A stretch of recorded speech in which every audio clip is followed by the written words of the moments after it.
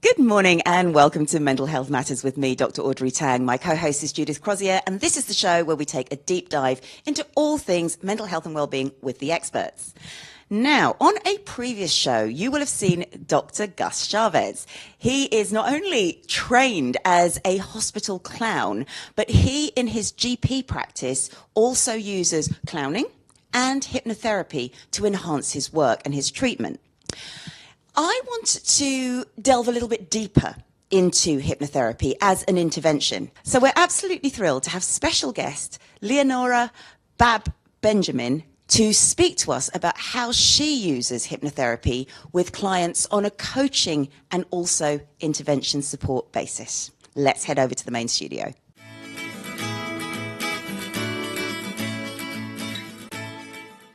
Well, it's always exciting to have fabulous guests in our studio, and it's brilliant to have Leanora Babb-Benjamin, or Leanora BB, who is a clinical hypnotherapist with diplomas in clinical hypnotherapy and solution-focused hypnotherapy. Thank you for being here. Do you mind sharing your career journey? Because I think that's always so inspirational for our viewers. I'm a qualified lawyer and did that for a few years until the little darlings came along, and then stopped that. And I actually had my own practice for a little while, but stopped that after a couple of years. And then I went into various other roles, project assistant work. I even qualified as a massage therapist, like you do. Yep. And then found hypnotherapy and went into that because I think I found my true calling.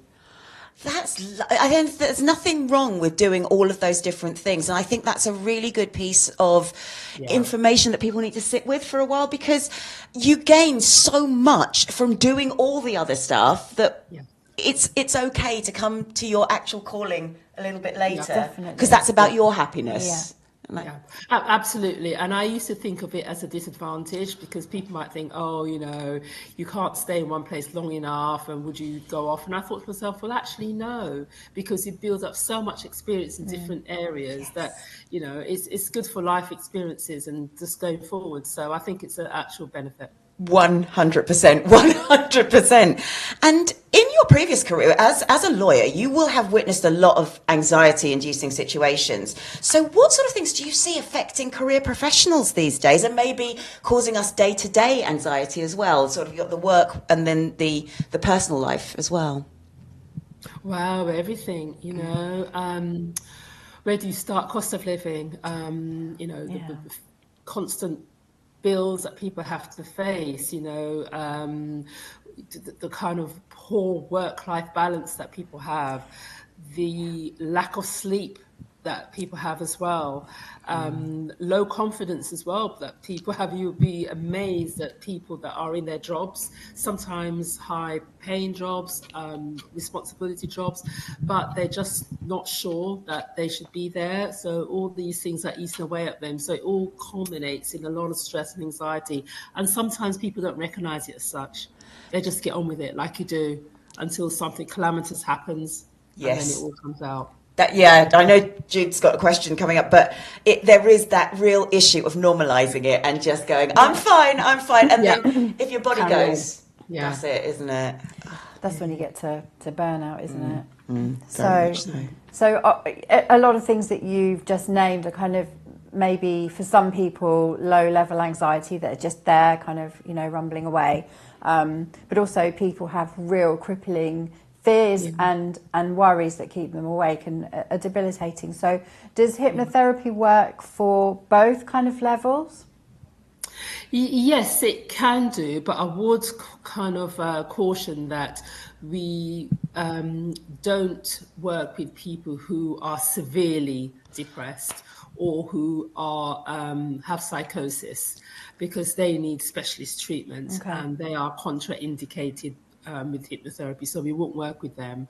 But the people who have low-level anxiety or people who are quite anxious and stressed, yes, hypnotherapy does work with them, because you start from the same premise by saying that, you know, let's take it down and relax you. What are the issues that are causing you to behave in this way? And we kind of work on what those are and work on what your plans are going forward. And then we start mapping out a path for you to follow in order to achieve those goals. Oh, interesting. Okay, thank you. And so for our viewers, and for me really, because I think you probably already know, but how does hypnotherapy actually work? Right, okay. So once you find out about hypnotherapy, lots of people get confused about what it is, but we can come on to that later. And you come for a session. First of all, the first session is finding out about what your issues are, how we can help, and any medical conditions that you might have, and getting some certain information. And then once you decide to go ahead with hypnotherapy, we start by just explaining to you about your brain and how it works and why you act the way you do, the emotional brain and against the intellectual brain, and just explaining things about why you react in certain situations. And as in life, once you find out why things happen, it kind of gives that validity of why you do things the way you do. Yeah. And so during the session, we'll kind of work on these things. We'll work on kind of what are your goals.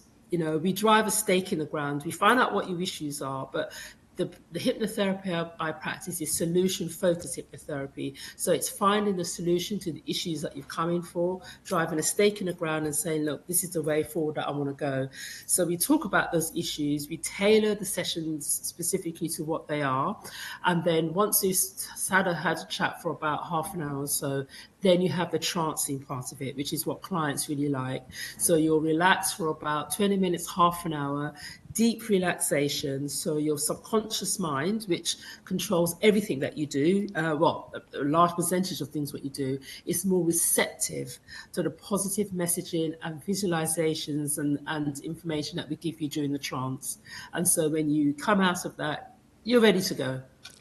Oh, wow. I love that. That feels so refreshing. Just hearing you talk about it already, it's just like, I feel better now. You know? I feel calmer. Yeah. But I think this is really important because what I love is that hypnotherapy and a lot of these known as third wave therapies, they are coming into both the clinical field and the coaching field as alternatives and or complements to what is there, because what is there is not enough. Yeah. And so I'm so happy we're going to keep Leanora here with us. We're going to head over to one of our previous guests. It's Arun Shergill. He recently gave a speech at a Wellbeing event where he talked about this, and this is a clinical thing. He talked about how he was given CBT, but that didn't work for him. And so he tried other alternatives and complementary therapies, which were more successful. So let's head over to Arun, and then we'll be back with Leanora. I wanted to take you through my journey. So as I mentioned, I'm 25 years old. Born and bred in Milton Keynes, and I hate to use the word suffered. I hate to use the word issues. Mental health should not be something negative, but I have suffered with my mental health for about the last decade or so. The timeline's a bit messy, it's probably a little bit longer. But as I said, I don't like to use the word suffered. It's really helped grow me. I've really grown and matured with these struggles that I've faced. I've heard a lyric that says, why run from the struggle that made you? And at the end of the day, that's true. That's not to say be depressed all the time, that's just to say accept that it has helped you and go from there. So I started therapy. I was having CBT during my first year of university, and I hated it. And I used to wake up and just resent the fact that I had to go. And then one day, because I like to sleep a lot, my brother came in to wake me up, and I was mid-dream that he was a demon, and I opened my eyes and there he was, and I screamed. So that was fun. But yeah, I had CBT through sort of the summer after first year of university and through second year of uni. It wouldn't have been possible without my parents. It's actually a really taboo subject in our community. Coming from an ethnic minority, my background, I'm obviously a Sikh. Well, not obviously, but pretty obvious. I'm religious, in case you didn't know. but it's a really taboo thing in our community, and people don't talk about it enough. So when I eventually opened up to my parents after a breakdown on the day that we landed in Sicily, which was an unbelievable start to our family holiday on my 50th birthday, they really got me the help and support that I needed. And as I said, I first went to CBT and then was doing all right, and just before lockdown I started ACT, the lesser known acceptance commitment therapy, and I was working on social anxiety. I had crippling social anxiety to the point where I couldn't talk to people. People would come up to me and I would freeze. So I decided to combat that, and I was working with a therapist. I'd had one session, and we were talking about going out and about, and going for a walk around the lake and things like that, and being able to implement these strategies outdoors. And then lockdown hit, so couldn't go outdoors. So that was sort of 8 weeks of, well, we hope the country opens up soon so you can actually go and use these techniques, but it didn't quite work. And then started medication. I started on sertraline, got pushed up to the max dose, and still really struggled mentally. And then I switched to fluoxetine, got pushed up to the max dose, and started to do quite well. And then back end of last year I relapsed quite badly, and now I'm on quetiapine as well as the fluoxetine, which is an antipsychotic. This year I'm about 3 to 4 months in reducing my fluoxetine, and it's going well. So that brings us to today. And as I said, going through the process of being tested for ADHD. During school times, I felt like I didn't hit my potential. I was great at maths, obviously, and I was gifted and talented in secondary school. I used to come in early and do maths, and it wasn't really fun, but it was nice to be recognised, and I was sort of touted as a straight A-star student, and didn't quite hit those heights, and it's something that's kind of haunted me since. But there's kind of a reason now, and as much as it is frustrating, I'm glad to finally have some explanation for some of my behaviour. But it's important to be responsible as well, and really put in the work and really understand our own behaviours, and being able to become better people. For me, a really prominent symptom is anger. Get angry very quickly, and it's a really difficult one to try and combat, really, because when you're in the house and you're getting angry and you can't really do anything, you kind of have to bottle it up. So I started to do kickboxing and boxing through actually a men's mental health support group that I go to called the Man Cave.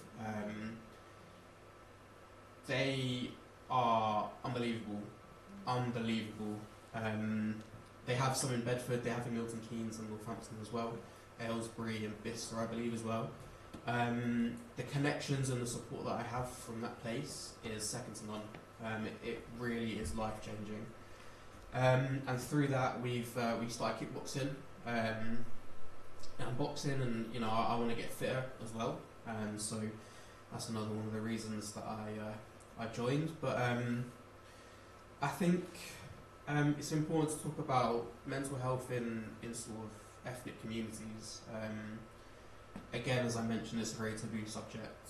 There was a family friend of mine from our community who took his life in 2016, and I wasn't that close to him. We used to play football together. It was my dad who used to play, and the boys younger than him, and then it was me, who were about 10 years younger than them, and I was about 14 when I first started playing with them. So I wasn't that close with him, but it really got me. I never understood why, and I had never felt that way before, and I couldn't process it. And I always felt guilty because I was with him a few weeks before, and he was happy. He was smiling and laughing and joking, and his energy, it was all really good. And then a couple of weeks later, he's gone. And to this day, I haven't still quite processed it, and it's again, it's hard, and I think it's something that we need to talk about more in our community. So that's one of the things that I'm really trying to do, is get people talking. I think I forgot your name. I'm really sorry. Andy, sorry. You mentioned it earlier in the closing sort of sentences of your speech when you mentioned asking people, are they okay? Are you sure you're okay? Are you really? And that's really important.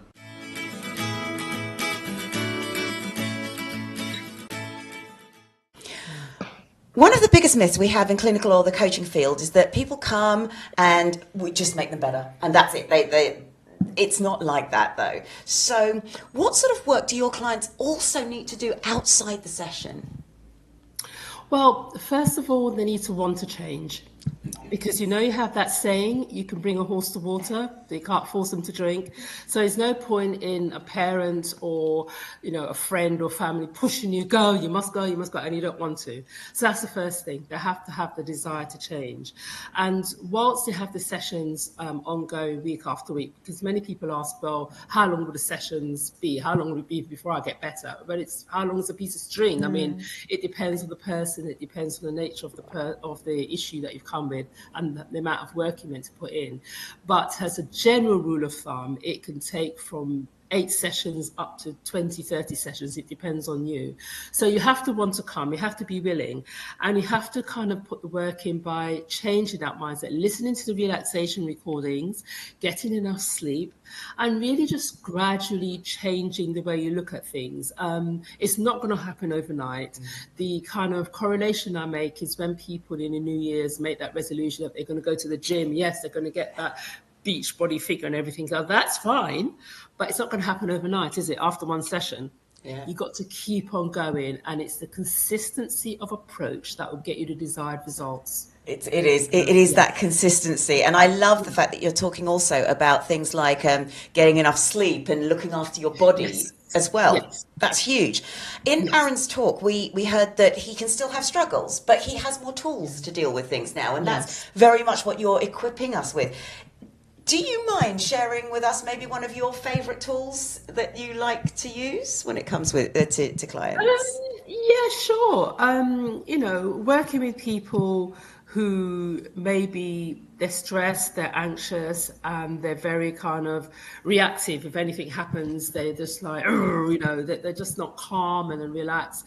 And it's good over a certain period of time to tell them that, you don't have to deal with life that way. You don't have to let that get on top of you. You can just let it go. Is it important to you? No. If it's not, then just move on and let the other person be like that. And an example I can give was that I had a client who was involved in a railroad incident, and they were cut up by someone, and I think they were on their moped or motorcycle, got cut up, and they came outside and saw that the car wasn't damaged. And the person that was driving the car was remonstrating, what was going on, everything else.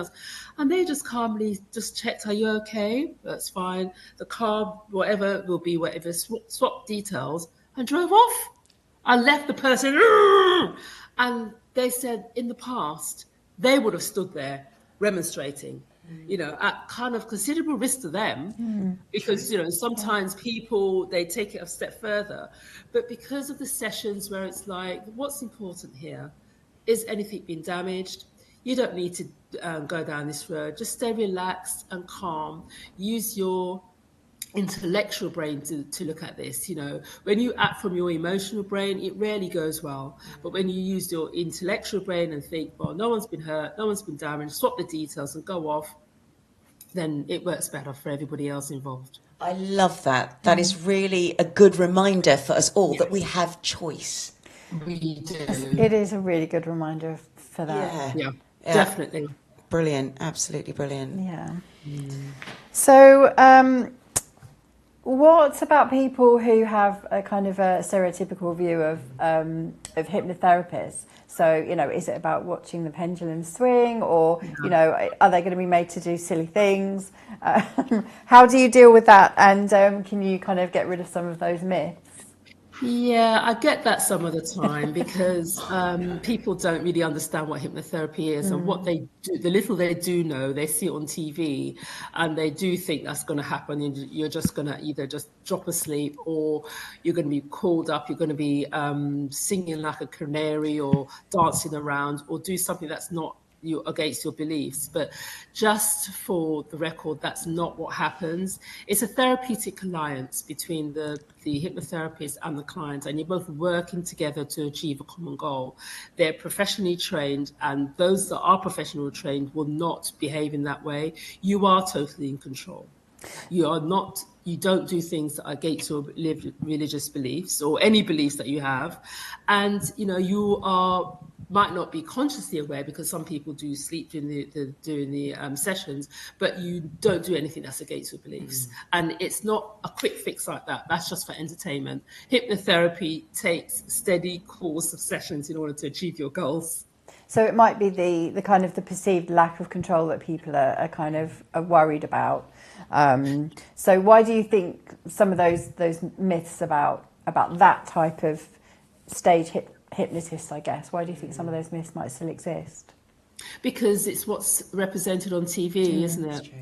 When you see those magic shows, that's what people see. Yeah. And they don't see what we do until they seek it out. And then we dispel those myths. So, you know, the first 5-10 minutes that I have with clients is kind of just putting them straight and telling them exactly what hypnotherapy is not, as much as what it is. Yeah, oh gosh. And I mean, relating to that, of course, hypnotherapy, a little bit like counselling, coaching and so on, to some extent can still be unregulated. And of course, there's very recognised registers to be part of. Your training in itself is speaks for itself. How do we find a good hypnotherapist? Well, you can go on, there's lots of organisations out there that you can go and search them up on their national register. Just do a Google search for hypnotherapy. There's the National Council for Hypnotherapists, the National Council for Modern Psychotherapists, and you can get a list of those people that are there. And the people that are on those lists are properly registered because they've been audited by the organisation to say that they've completed an accredited course, so that you know that once they're on there and they're members, then they are properly registered and insured. Yes, yes. Really important. Yeah. Really important point. That's absolutely. Excellent. And we're going to leave you thinking about that for a minute. We are keeping Leanora, but we will be back just after this. Hi, I'm Amy Joy, and I'm the host of Get Your Together Live with Amy Joy. And you can catch me every Thursday at 4 p.m. Pacific on the amazing Trajectory channel right here on E360 TV.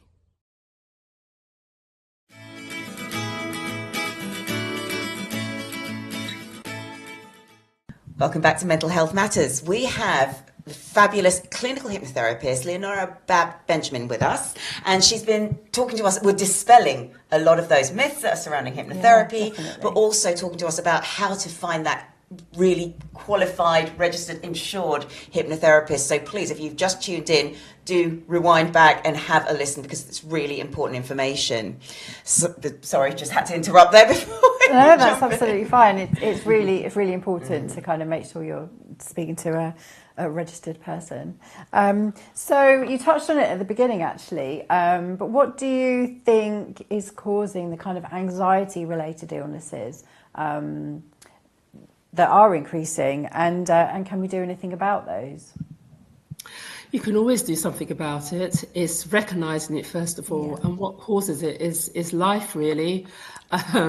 Life can be quite stressful. From the moment we wake up, from the moment we go to sleep, we are bombarded with messages and images from all angles, and it's just fizzles us out. It's just too much sometimes.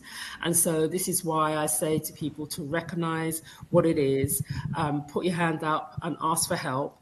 And also little things that you can do for yourself is to practice self-care each day, or as often as you can. You know, look into the mirror or write little post-it notes to yourself and say that, you know, you've got this. You are worthy. You know, you are number one. I can do this. All these little things would help you to ease off and do those little things that bring you joy, because we with such demand, little things that going out for walks, riding a bike, swimming, meeting up with friends, going out for dinner, going on, all those little things that bring you joy will help balance the kind of stress and strains that we are bombarded with on a daily basis. Yeah, really good advice actually, and it's something I always forget, so thank you. Yeah. It's really We all important to do that, yeah. Yeah. Hypnotherapy won't be for everybody. Like you say, some people are resistant to it and they have to want to do it themselves. But for some people it works miracles, like your road rage example there. So how would you support somebody for whom hypnotherapy might work when they've explored other options, like Arun, for example, who explored other options and it didn't work? So how would you maybe support or encourage somebody to try it? Well, it's in that initial consultation, really. That's what it's there for. Finding out about them, finding out what they want, what their goals are, and explaining what I do and see if that's aligned. Because you're quite right, it's not for everybody. And sometimes people are a bit hesitant, they're a bit weary. Sometimes people have certain religious beliefs and they feel that when you go under trancing, it might kind of go against what their beliefs are, and you don't want to dismiss that. So that's fine. When they're ready, they can come. But I think it's having that conversation. Like I said, it's a therapeutic alliance. You're both in it together. I show you the road, but you've got to walk along it. But I'm there to help you. So it's really about having those conversations to see what works. And if they feel that they're comfortable, then we go along together. Okay, thank you. That's so important again to remind everyone, because if you've had other interventions, I think you can become a bit, just therapy doesn't work for me, and then you get really closed off. And so what you're saying is very much about have that conversation, just have that conversation, and you don't have to go further than that. But just maybe explore it. But if it could work for you, then anything is better than just kind of staying stuck where you are. And now, with your work, it doesn't just serve a clinical purpose. The way you use it is that change of mindset and thriving, which is really very much the positive psychology. Is there a difference between the approach that someone would take using hypnotherapy when you're using it for the solution focus or the clinical practice, or is it very similar principles? I believe it's very similar principles. I mean, we might start at different points, but I think that generally speaking, what we're trying to do is to change that self-limiting mindset within the individual. And, one size does not fit all. You've got CBT, you've got NLP, you've got solution-focused hypnotherapy. So different things work for different people. But I think generally speaking, on the whole, we're trying to change that limiting mindset, which many people have had from childhood. And they've just gone on, not really getting help and just carried on through adulthood. But I said you can and will change, and I kind of equate it to a tanker in the oil sea. This massive structure going forward. It looks huge and it's not going to move. That's your mind. But you know what? If you get that steering wheel, whatever they call it, and you turn and you turn and you turn, guess what? It's going to move, isn't it? Ever so slowly, but it will move. And that's what I say to people. Just keep on going, keep on doing the exercises, keep on having that liberty of freedom and difference in your changing your mindset, and eventually it will change. Yeah, no, I like that. That's really, really motivating, actually. Is there, you did touch on this earlier, and it's things like depression and certain illnesses. Is there anyone that hypnotherapy is not for, or is that all part of that initial consultation? It's part of the initial consultation, but also people who take certain drugs, have personality disorders, or who abuse drugs and alcohol.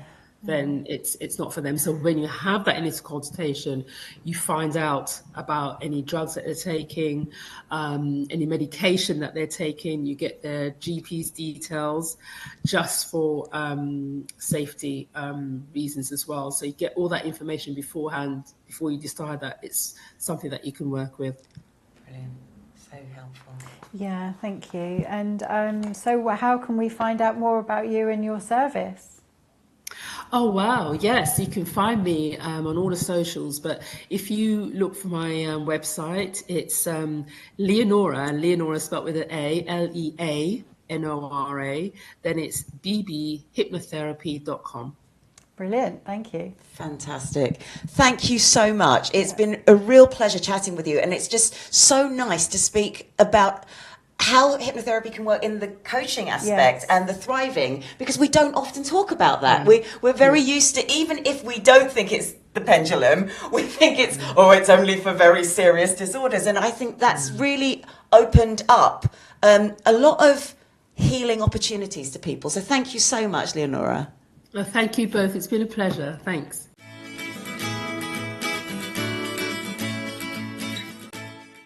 In today's Business Boost, I thought I would carry on with what Leanora had been saying about thinking about thriving and actually getting into that mindset to thrive. Now, I may well have done this on Business Boost before, but it never hurts to remind yourself of how amazing you are. This is known as the show reel meditation. It's not necessarily a meditation. You can just do it right now, just a bit of a thought process. What I'd like you to do is just think about an achievement that you've made in your life ever, any achievement, whatever it is. It could be when you were 5 years old. It could be last week. It doesn't matter. But I just want you to really picture that achievement and just remind yourself of how that felt, who was there. Amp up the colours, the volume, the sounds. Think about that. It's very much like turning the volume up on everything. Just really enjoy that moment and hold that, because we don't often have time to reflect on it. So just hold that moment. And then as you breathe, just let that moment go. And now I want you to think about an achievement that you had in the last year. In this last year. It doesn't have to be massive. It's something you've done in the last year. And again, when you've got that achievement, whatever it is, just amp up the volume, amp up the sounds and the lights and what it looks like.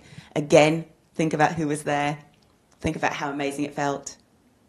And just remember, because again, it's reminding you, you are so capable of these things. And again, as you breathe out, just let that picture go back out into the universe. And now I want you to think about an achievement that you've had in the last week. In the last week. This can be an even smaller one. That's okay. Because sometimes for people, getting out of bed is an achievement. That is okay. That getting enough sleep is an achievement. So just think about one thing that you've achieved in this last week. Maybe you've cleared your inbox. I don't think that's an achievement for anybody in that. I don't think we ever do it. So whatever it might be, think about that. And again, let it go. And now, this is the really special one, an achievement in the last 24 hours. And honestly, it can be really, really small. It might be you reverse parked into space. Yes, that's giving you a bit of a secret. I managed that, but I have cameras in my car, so not a huge achievement, but still an achievement nonetheless. So think about what that is. And just again, really, who was there? How did you feel? And if we do this enough, and it takes just a couple of minutes, it reminds us that we are capable of doing all of these things. Because sometimes we think that the person who achieved that thing way back when we were 5 years old is a completely different... We're not different. We have the same motivations. We have the same people often around us, if we're lucky. We have the same drives. We have the same resilience. And if nothing else, we probably have more of it now as we're older. So if you use that show reel, use that to really remind you that you have had those achievements, you have got that ability to succeed, and that becomes your blueprint to succeed in future.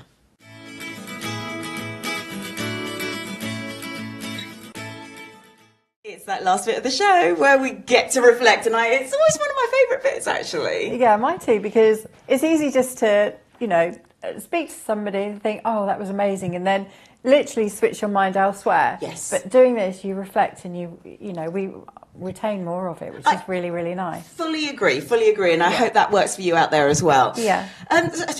Gosh, the first thing that it was a reminder for me, the importance of insurance for practitioners. Oh, yeah.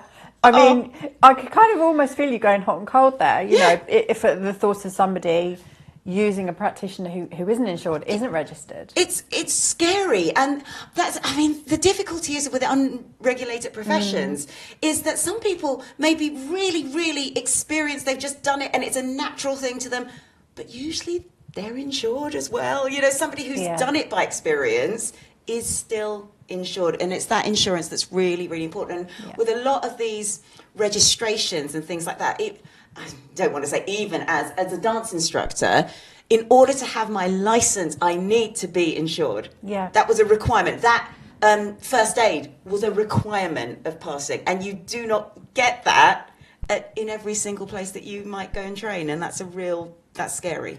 Exactly. It's the same with us with looking after dogs and walking dogs. You have to have insurance. And there's so many people out there that advertise these services and don't, and we're like, don't. Just stop it. Yeah. So it's important in every walk of life, really. Yeah, so that was my big one. That was your big takeaway. I think mine was remembering to use my intellectual brain rather than my emotional brain sometimes. Because I react quite emotionally to most things. And actually, sometimes I need to not do that. It's nice to have those reminders, I think, with guests. Yeah, when they because that's what they do every day with their clients. It's like therapy every single week. It's great, but it is. It is. Oh, and by the way, I don't react with anger. It's not the same as Leanora's example, but I do react with my emotions straight away. I react with anger. That is my principal emotion. And it was again something she said about having the choice. We don't have to react like that. And when I reflect on that, it's kind of like it takes me so long to calm down that actually sometimes it would have been it's less of a waste of time. Yeah, I get very indignant about things. But also upset, and I take things in, but I need to just It's almost like putting a little bit of distance between you and the thing that is happening. Yeah. So then you don't have to react that way. Well, the one thing I've learned to do now is when I know I have to do one of those phone calls or one of those emails, I realise it's not you, but I say that a lot too.